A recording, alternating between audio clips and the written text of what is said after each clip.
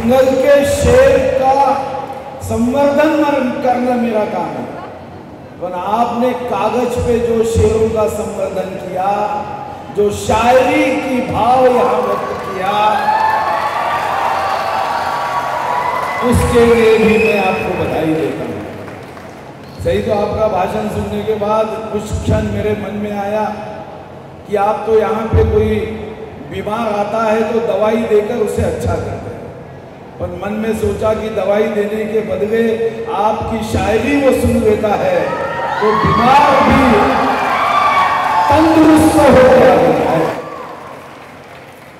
ये बात सही है कि मैं कई वर्षों के बाद आपके इस प्रांगण में, कई वर्ष हो, 12 साल हो,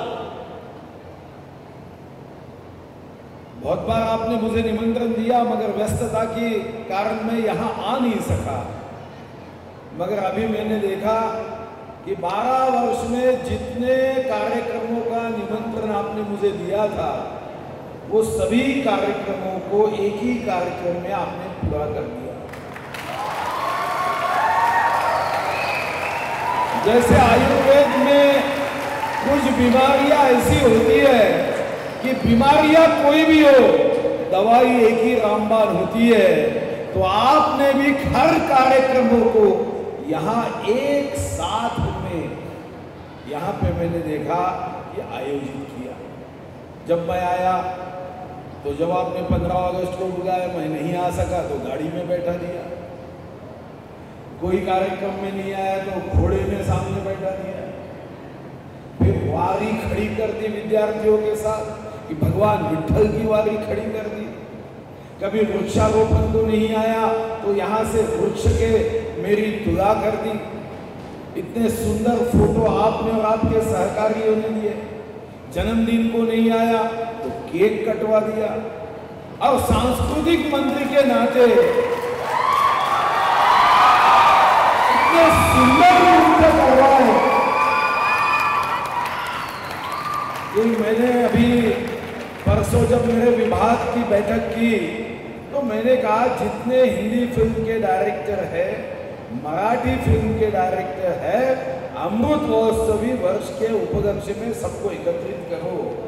तो अभी आपके कार्यक्रम देखने के बाद लगा कि आपका भी डायरेक्शन सही दिशा में होता है, तो डायरेक्टर की बैठक में आपको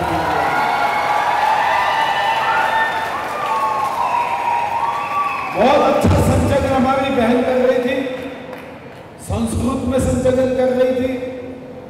और जब विद्यार्थियों ने यहाँ पे अपने नृत्य का आविष्कार किया, वो भी जोर से था।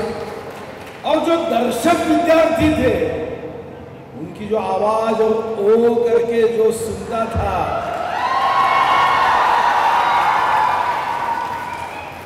तो मेरे मन में ये विश्वास हुआ कि हमारे जिले से एक ऊर्जा केंद्र अंधेरे को दूर करता है, मगर आपके चेहरे की हंसी, आपका उत्साह, आपकी ऊर्जा बेहोश को भी होश में ला सकती है। ये नृत्य आविष्कार में बहुत अच्छे, जिस गति से हाथ चल रहे थे, वो गति एकदम से जानदार शानदार थी। मैं मन में सोच रहा था कि अगर देश के सब राजनीतिक नेता उनके मंत्रिमंडल में या उनके विभाग में जो फाइल आती है, जिस गति से नृत्य में हाथ चल रहे हैं, उस गति से अगर फाइल पे हस्ताक्षर चल रहे हैं, तो ये देश विश्व का कप्तान बनने से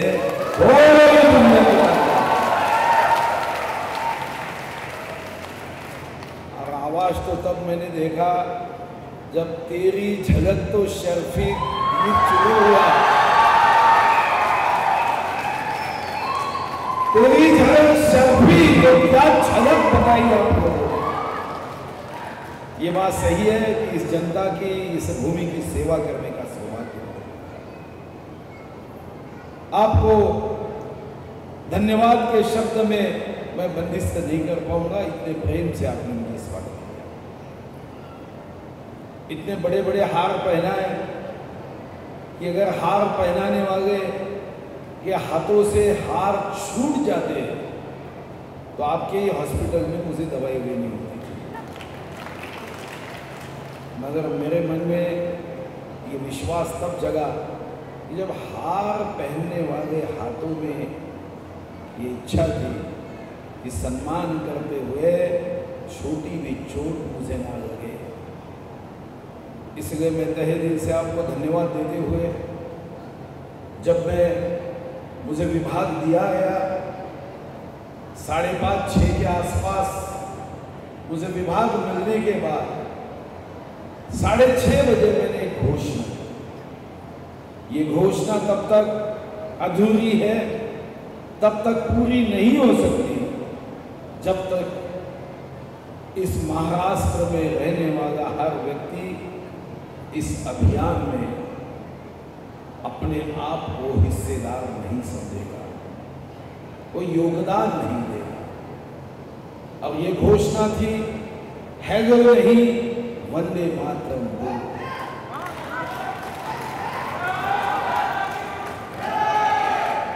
दूरध्वनि हो या भ्रमण ध्वनि,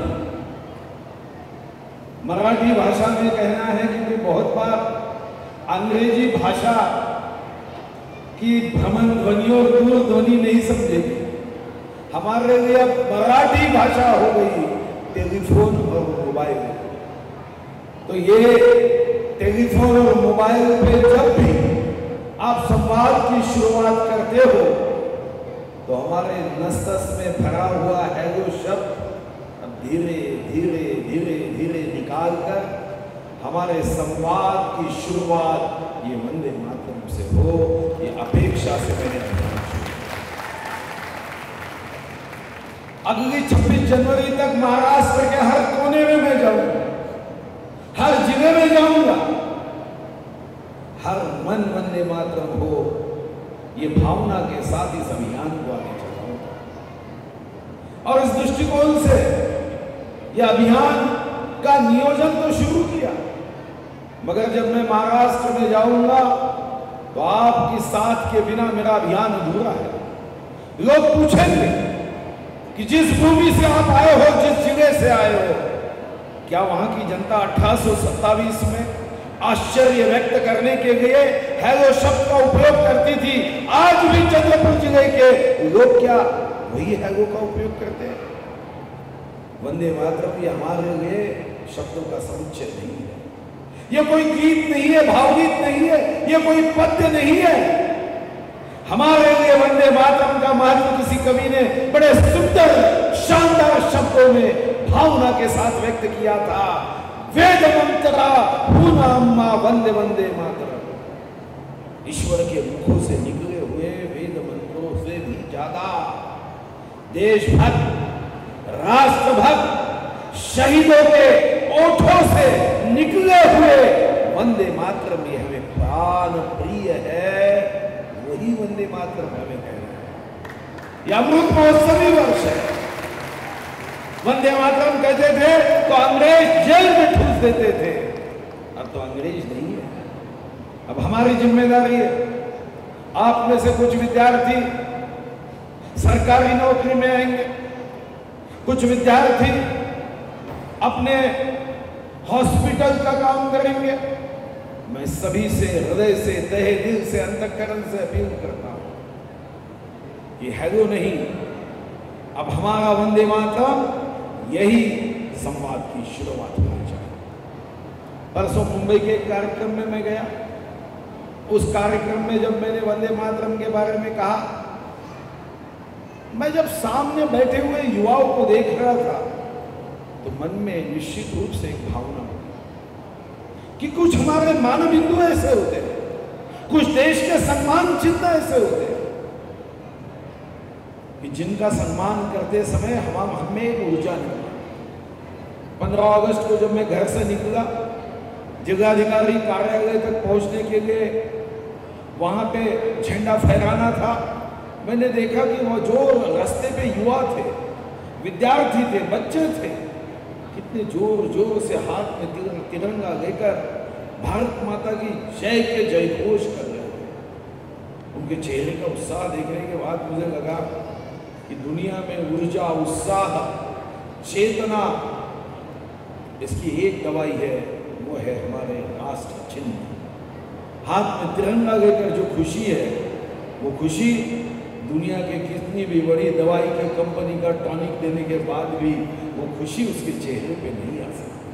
वो उत्साह उसमें नहीं, उसके हृदय में निर्माण नहीं हो सकता, उसके मस्तिष्क में एक एनर्जी निर्माण नहीं हो सकती। आप भी अनुभव करके देखो। जब हैरो की जगह वंदे मातरम आप कहोगे, मैं आपको निश्चित रूप से कहता हूँ, वो संवाद भी ऊर्जात्मक होगा। उस संवाद में भी ऊर्जा होगी, सकारात्मक भावना होगी, प्रेम होगा, मातृभूमि की नमन की भावना होगी, मातृभूमि की वंदन की भावना होगी, राष्ट्र भक्तों के स्मरण की भावना होगी। और जब आप पेशेंट के साथ वंदे मातरम से शुरुआत करोगे तो आधी तो बीमारी ऐसे ही दूर हो जाएगी और आधी बीमारी आपके दवाई से दूर हो जाएगी। मैं इस विमला देवी मेडिकल कॉलेज तथा यहाँ के संस्था के सभी विद्यार्थियों को भी मैं बहुत बहुत शुभकामनाएं देता हूँ। ये बात सही है कि आयुर्वेद हमारे संस्कृति का हिस्सा है।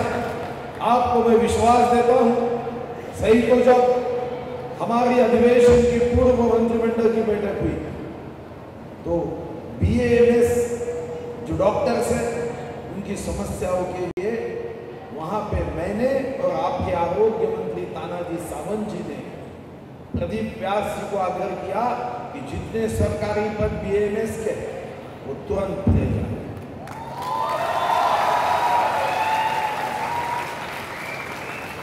MBBS को MPSC के परव्यू से विशेष बाप के नाते निकाल, BAMS को MPSC के परव्यू से निकाला नहीं गया था। वो भी आदेश प्रदीप व्यास जी को मंत्रिमंडल में मैंने और तानाजी सावंत जी ने दिए कि आप तुरंत आरोग्य विभाग की आवश्यकता देखते हुए, बढ़ती जनसंख्या को देखते हुए ये सारे निर्णय तुरंत करने चाहिए।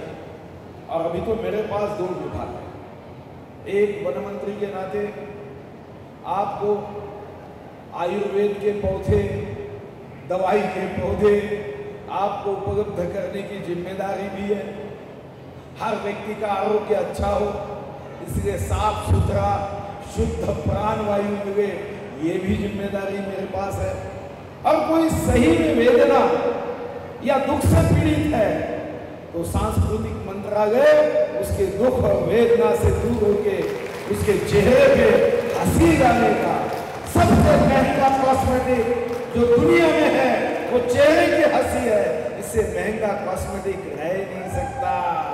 और ये सबसे महंगा कॉस्मेटिक ये देने की भी जिम्मेदारी मेरी है। महाराष्ट्र में इस दृष्टिकोण से मैं निश्चित रूप से पूरी शक्ति के साथ आप लोगों की शुभकामनाओं के साथ पूरी ताकत के साथ काम करूंगा कि मेरा महाराष्ट्र GDP में कितना आगे है मुझे पता नहीं, पर कैपिटा इनकम में कितना आगे है मुझे पता नहीं, पर हैप्पीनेस इंडेक्स में, खुशी में मेरा महाराष्ट्र विश्व में आगे हो, इसलिए कोशिश करूंगा। आप लोगों ने जो आज ऊर्जा दी प्रेम की, ये प्रेम की ऊर्जा मुझे निश्चित रूप से अच्छा काम करने की प्रेरणा देगी। बहुत बहुत आप सभी को धन्यवाद, आप सभी का आभार।